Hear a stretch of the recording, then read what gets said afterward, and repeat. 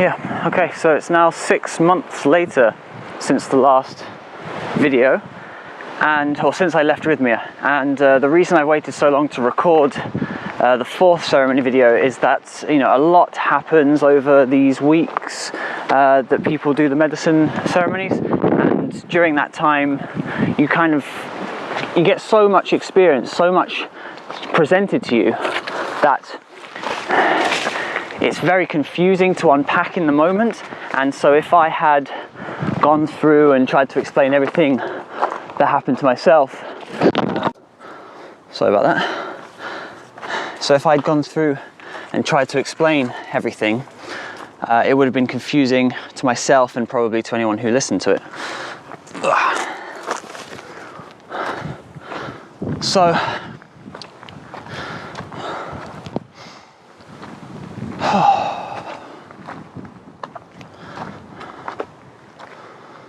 So I'll speak about the fourth ceremony, what it's like going into it, and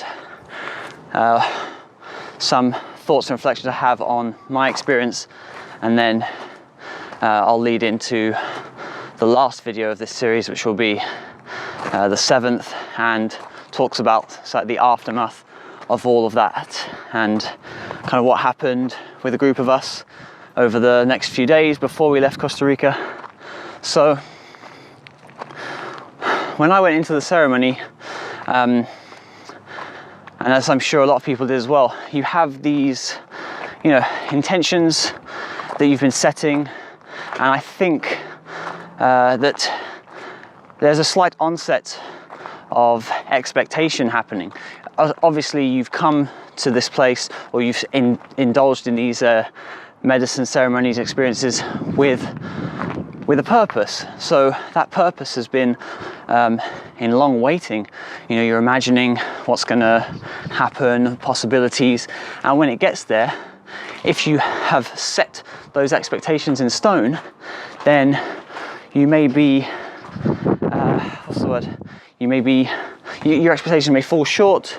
They may be exceeded, but nevertheless, having expectations can accumulate into something that can be detrimental to the experience itself. So that's why I was at that center saying constantly that we shouldn't be expecting anything, or I shouldn't be expecting anything.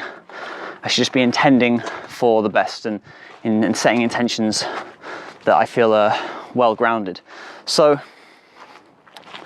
in the fourth ceremony, I went in and took my drink, or we had the rapé, took my drink, and we lay down, everybody rest. We were pretty tired at this point as well, you know, the constant rolling days of getting a few hours sleep and waking up early, you know, you start to have it take a toll.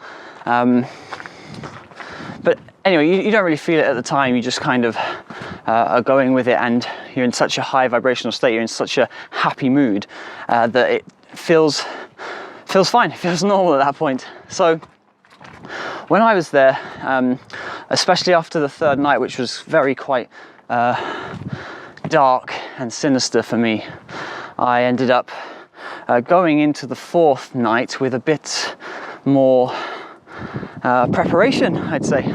So what I did was get bits of information to use as fuel to kind of help me stay in a place of centered awareness, so that I wouldn't fall into those darker patterns of thought and you know, possibly end up with a relapse of what happened on my mushroom experience by going into a very dark, negative place, which was, you know, shouting and had some, you know, emotional scarring and things like that come up or be left behind. So the fuel that I used were kind of like chants, mantras, different things people had said to me, to things that I could like latch onto and remember in those times where I felt like I was losing touch on reality, or just falling into my own well of doubt, mainly doubt. So those were things like just chanting words of high vibration, chanting words of that trigger or connotate good feelings in myself, things that I've associated to. So words like love and light, and there was someone I was talking to at that time, Elaine. She's very much in the Christian line, and has beliefs centered around that. I grew up Christian as well, so she said just even chanting the name Jesus Christ holds so much weight in the human consciousness. Even if you don't believe, it's still a very high vibrational sound complex to produce. So this is where I want to start edging into vibration now. So by saying these sort of words, Buddha, like I said, love and light, even like yes and namaste, thank you, love, these words all carry emotion behind them. Every time they're spoken, they have that emotion behind them. You feel that, you register that, you see it in the body language, you hear it, and it resonates within you. You know how you've reacted to that word, and you know what it means and what it's associated to. So generally it brings about those feelings. It's like they're like prompts, running system code, so that you can go down the same path again, so you can have that message come through. Anyway, so I was chanting these things, and I was fidgeting again. I was doing a lot of spasming, and I began to start chanting, and I was, at this point it was crazy. My legs were smacking on the floor. It was like I was having a seizure. I was fully aware this was happening, and it was to me that when I started connecting to this universal energy, this space of awareness that you tap into when you open your mind. It's literally forgetting that, or realizing that you are not stuck in here, that you have the potential to feel other things. And I said before, when you think about your fingers or your hand, you feel it here in your hand. You don't have this sensory awareness that there is a connection, or like a nervous system, or like a line running to your hand, and you feel it mechanically. You don't feel that trigger, that, and then register in your brain. You feel it here. So when your mind has presence in your body, and there are people who are learning how this is, how this information can be calculated, registered, identified. Institutions such as the Heart Math Institution have done groundbreaking work on this sort of stuff. They've recorded the electromagnetic influence of the heart, and you do have an electromagnetic field around you. You are made of atoms. All the atoms are energy. That's all they are. So the difference in the frequency of the vibration, the amplitude, they constitute what that atom is doing, what type of element it is, and then there are obviously links. You can link it together, so many different atoms, and make different compounds and chemicals and different elements. So it's all just a very complex stacking of vibrational signals that can tell you something. 99.9999% of matter is actually empty space. They're just these reference points that inform the universe what is finite, what is static, what has electric charge, how much electric charge it has, how much temperature it has, the entropy. All these things are just information, just data points, and that's why people start saying this whole thing about holographic universe, about different, are we living in a simulation, stuff like that. So we can know and understand that everything is just vibration. So when you speak, when you hear music, you are taking in physically that vibration. It's resonating in your system. You can even see with light, when light hits an object, it doesn't just bounce off. Some of it is penetrating through. There's femtophotography you can see where light passes through an apple, passes through a cola bottle, and you see the light refracting around. It's very, very small pulses of light at a fraction of a second that's recorded with a high frames per second camera. And you can see the light moving. So watch this stuff and learn these things, because they're going to be very important in understanding that everything is just a series of vibratory complexes. And we are essentially a very, very phenomenally complex version of vibration. And we are, just as Carl Sagan said, we are a way for the universe to understand itself. We are a way for the universe to know itself. Everything is light, everything is vibration. These statements are true, and it's getting to a point now where if you're not looking at these things, then you're ignoring them even, or you're downplaying them, saying it's not true and things like that, you're the one who's going to be left behind. You are the one who is not learning and moving forwards with the consciousness as it grows and expands. So please start looking at these things seriously. They make sense. There is rooted science in it now, if you want to look at it from the scientific aspect. But above all, experience it for yourself. Start meditating, start doing yoga, start experiencing the life and looking for synchronicities. A lot of people are doing this thing where they're looking for numerology, looking for numbers. People are into astrology. Just one thing on astrology as well. Think about all of the planets and how they have these huge gravitational fields. And those gravitational fields do not end, they extend, they extend. There's a point where you can say it cuts off and there's like a boundary, but just how when I speak, the vibration can go out, and you probably stand, 100 yards away and not be able to hear me, but my vibration has still gone past you, and it will echo in infinity in every direction, even though it's very subtly so small. So what I'm saying is that even these huge planets, right, are emanating vibration. Their gravitational effect and their mass are present. They are sending out waves. So the arrangement of those planets when you are born and even now is interacting with the electromagnetic charge that is running around your brain, that is running around your body, composes all of you. And so what astrology has its foundation in is that these subtle effects, these subtle calibrations are wiring you to react in certain ways. They kind of give you a predisposition to be angry at a certain time. That's why, if you're in Aries and Mars is around, you have a different tendency to be emotionally overreactive or underreactive, depending on your other positions as well. So this stuff is based in a very ancient science, a very ancient understanding. People worshipped and understood these things as common as we understand that, if you drop a rock, it's going to fall to the ground. We had these things so deeply rooted in our understanding, and we validated them.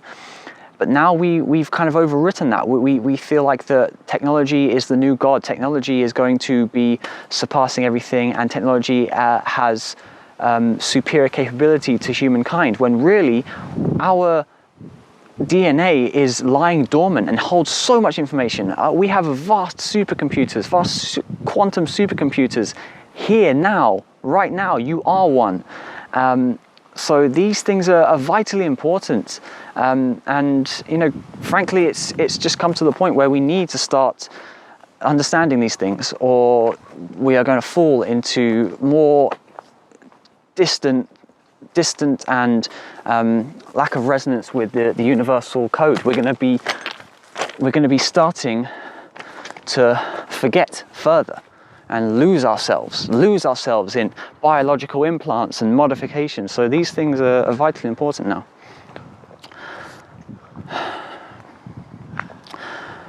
Right, so going back to my experience, the other things that I experienced were that there were a lot of realizations. There were a few visual things. I'll go into some more of the visuals, because I know that's where a lot of people really want to get to. It's kind of the juicy part of the information. People like to hear what happened visually, what you saw, and in these wild far out experiences. I was moved because I was flailing and fidgeting so much. I was actually moved to a different spot of the temple, and in that spot I was by the wall in the corner. I at some point sat up. I was awoken by a friend, Jordan, who came and placed this crystal on my throat and said something in my ear, which to me spoke to this. I already had a connection with this particular crystal. It's to do with communication. It's to do with my communication to the spiritual aspect of life, and you know, and that being associated to the throat chakra, this energy center of communication, which deals with our understanding and output of vibratory complexes, was something that kind of woke me up out of this trance I was in. After he left, I sat up and I saw this huge black cat, like a black puma, sat to my right hand side, and it was kind of scary at the time because I was, you know, it was very real, and you feel like, you know, this is especially after what happened in the night before, where this felt like this creature, this nasty creature had come up to me, so it was just a bit unnerving. So I just sat there calmly, the cat sat there calmly, you know, I brushed my hand along its back, and then I materialized it in my hand, my other hand. I materialized this big sort of wedge of energy, like this big disc plate thing, you know, like a steak or something, but it was just like this dense energetic mass, and I put that for the puma to eat, and that then dematerialized. So for me, that was a kind of introduction to, you know, people speak about spirit animals, and they have these spirit guides and things like that. So that's something I'm going to look into more, actually, because I've never had any kind of spirit guide or spirit, you know, entity present around me, anything that was visible and tangible anyway. A lot of what I've experienced has been through audible means. So yeah, that was something that happened.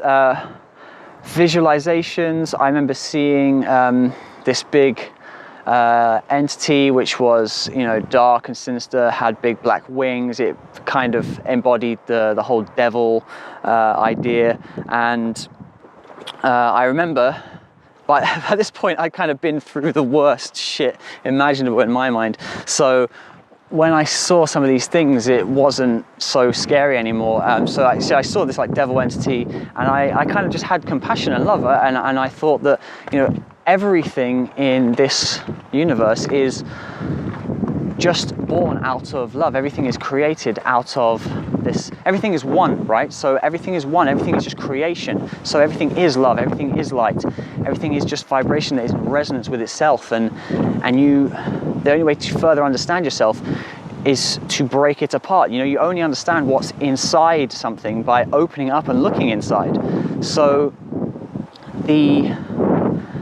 that whole devil entity that was present in front of me, I had compassion for it, and I said, you know, I saw this nasty disfigured face, horns, and you know, kind of rhino style, like, you know, hard calloused skin, and I said, you don't have to be this way anymore. You don't have to hold this image that is battered and bruised and horrific. So I said, take a human face, you know, and I kind of imagine just like taking my face and putting it there, and I felt great, and that image then faded away, and like I said, it was one of just love and harmony, peace, tranquility, and there was no fear in there. There was no fear, no hate. I had no fear and no hate or ill intention towards the entity, so there was only love to be presented. And if you are in a position where, for example, you might be dealing with a haunting, ghosts, entity, energies, please just remember, they are feeding off of your fear. They are feeding off of your negativity, hate, distrust, whatever's in your life. So you must only show compassion and love. You say something along the lines of, here you will only receive love and compassion. There is nothing else. I send love and gratitude for this experience and wish farewell to any entity that is here. And so anything that is there that is feeding off of your negativity will no longer have a food source, and in fact you will give them what will either be a poison or a medicine for them. If that entity chooses to continue on a path of separation and negativity, it will see that love as poison, because it's like drinking in the complete opposite of what it wants. So it will choose to leave, it will choose to get out of there and not experience that anymore, or it will take that love in and completely change and still leave anyway, most likely. You know, it could be that it turns into a helper, but you have to be careful, because you know, everything is intelligent. The universe is infinitely intelligent. So where one sees love in everything, conniving intelligence can see that as an innocence, as a way to perform trickery. If that's the case, then something can appear as love, friendly, nice and joyful, but there can be a sinister intention behind that. So I just want to put a word of caution there to anyone who's going through that. But just give love and light. Don't doubt yourself. Just don't send invitations to anything if you don't want to, if you don't need to, and you'll be fine, and it'll be good. So back to these different visualizations. I had visuals of this great temple in the universe. There's this huge place. There was this huge sort of temple in the center of the universe, in this huge kind of sphere nested in empty space, like it was in a black hole or something, or in the center of the galaxy, some sort of place like that. There was this big light bridge going up to it, and looking in there, it was full of sacred structures, these pyramidal type buildings, kind of all made of like obsidian sleek material. And I was just stood at the gate and sort of kneeling and just praying and giving thanks and gratitude, well-wishing intentions, things like that. And other people, I found out, had similar experiences that night, seeing the same sort of things. Oh, and I saw visions of the earth, of this earth, and around the equator line, this huge eruption of fire, of energy going around this equator line. And that began to just speak to things being very hot. For me, I remember visualizing that it could be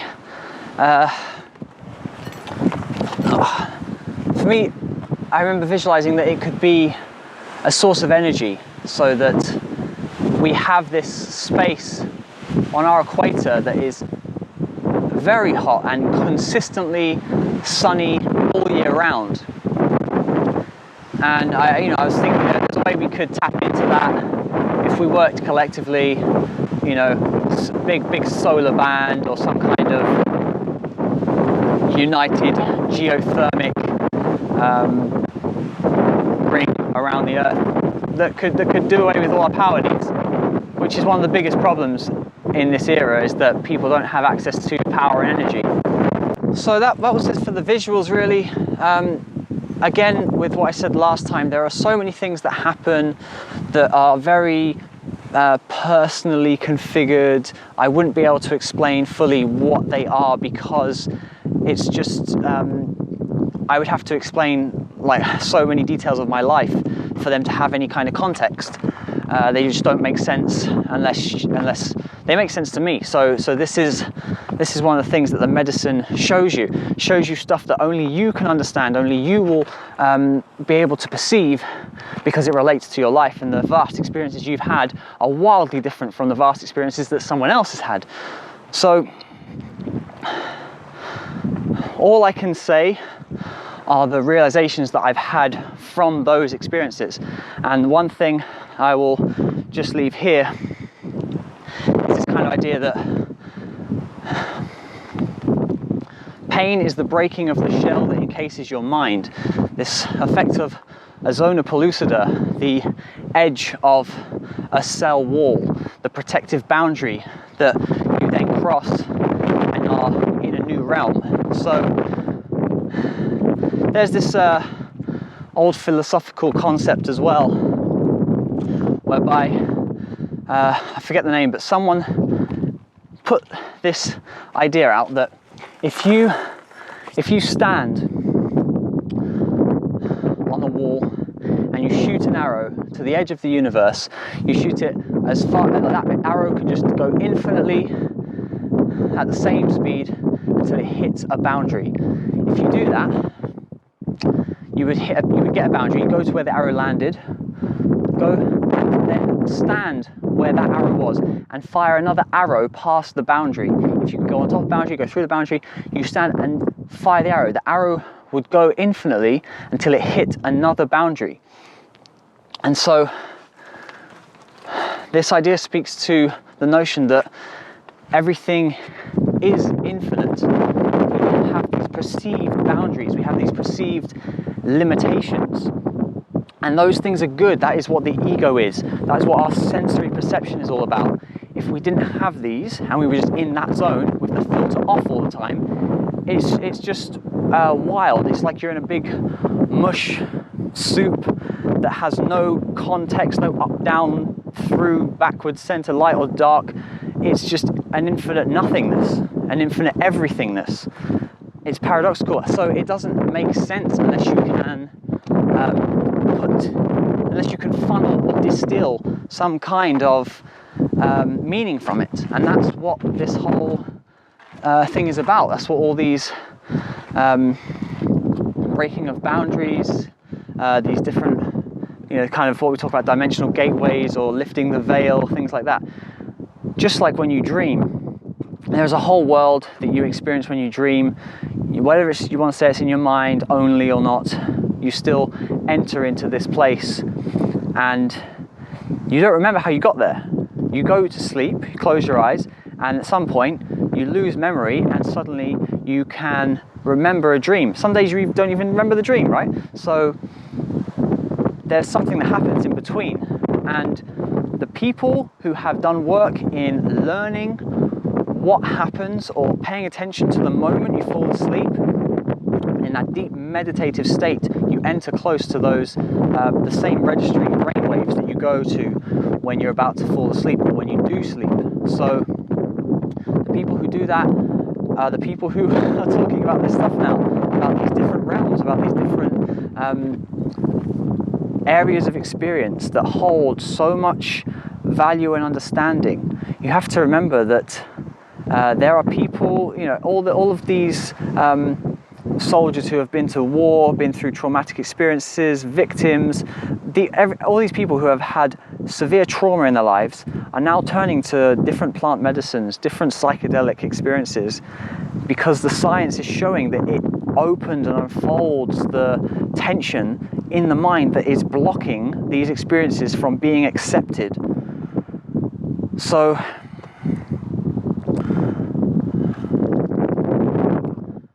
my experience on the last day of Rythmia was a good one overall. I believe that even if at the time it's a very horrible experience and it's full of pain and suffering, that is only fuel. That is only going to be fuel for understanding. Once you dissect and accept the information that was presented to you, you will find greater and greater wisdom. And that just goes for everything in life.